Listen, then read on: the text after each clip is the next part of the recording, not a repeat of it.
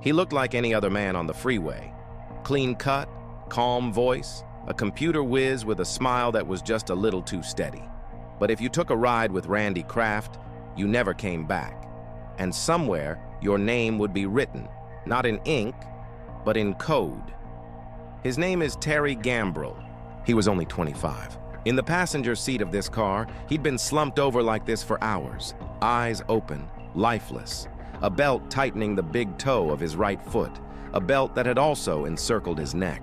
When the highway patrol officer peered into the back seat of the Toyota Celica, it didn't take him long to find what he was looking for.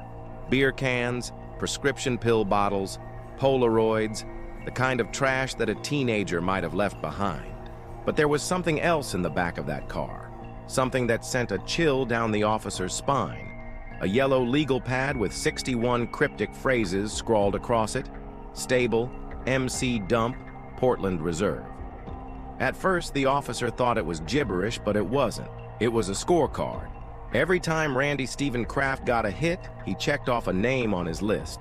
A list that would eventually lead to 67 names in code, each one representing a young man who'd gotten into a car with a stranger.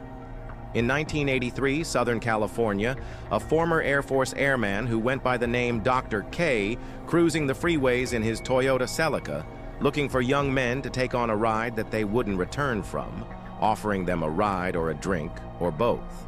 But once inside his car, they were drugged, tortured, and photographed before being mutilated and dumped off the side of a highway, most of them shoeless, some castrated, others with foreign objects lodged inside their bodies.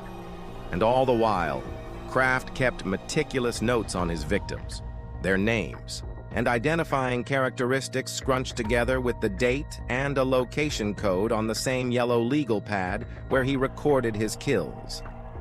Investigators believe that Kraft was responsible for at least 16 murders, but they think the actual number could be much higher. In fact, they've only just begun to scratch the surface of his crimes. Over 40 years later, cold case teams are still working to decode the list, finally giving the nameless a name: Michael Ray Schlicht, Larry Eugene Parks. Each entry once meant a life stolen. Now they're becoming stories told. Though Randy Kraft is still alive, still on death row, and still refusing to admit to the full scope of his crimes, his ledger is no longer silent. And every new name uncovered is one more voice rising from the cold vault. Thanks for watching. See you next time.